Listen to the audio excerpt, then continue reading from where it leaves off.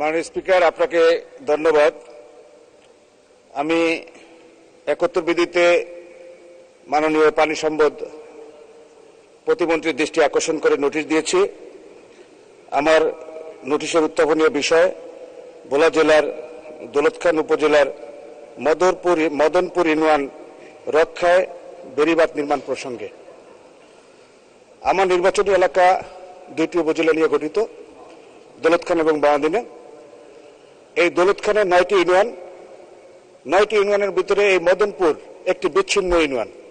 মূল ভূখণ্ড থেকে ইঞ্জিন চালিত নৌকা যোগে এই ইউনিয়নে যেতে ৪৫ মিনিট থেকে ৫০ মিনিট সময় লাগে। মাননীয় স্পিকার, এই চরে ৪,৫০০ ভোটার, ১০,০০০ লোকের বসবাস।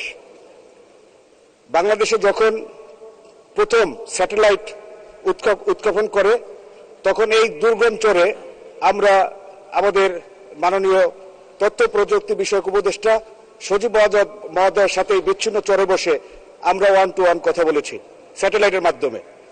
এই চরের মানুষের অনেক প্রত্যাশা, যেহেতু এই বিচ্ছিন্ন চরটিকে মাননীয় তথ্য প্রযুক্তি উপদেষ্টা সজীব জয় বেছে নিয়েছেন এবং তখনই আমাদের এই চর অঞ্চলের মানুষ তার কাছে দাবি তুলেছিল যে আমাদের এই চরের ১০,০০০ লোকের নিরাপত্তার জন্য এই চরের চতুর্দিকে একটি বেড়িবাঁধ নির্মাণ করে এই চরের মানুষকে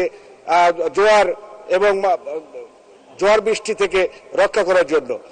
অতি জোয়ারে আমাদের এই চর প্লাবিত হয়ে যায়। এই প্লাবিত চর থেকে বেড়িবাঁধের মাধ্যমে এই জিনিসটা থেকে আমরা যাতে রক্ষা পাই, এই অঞ্চলের মানুষের এটা প্রাণের দাবি।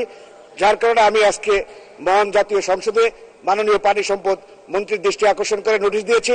উনি অত্যন্ত চমৎকার মানুষ, করোনার মধ্যে উনি ভোলাতে গিয়েছেন এবং আমাদের জন্য তিনি কাজ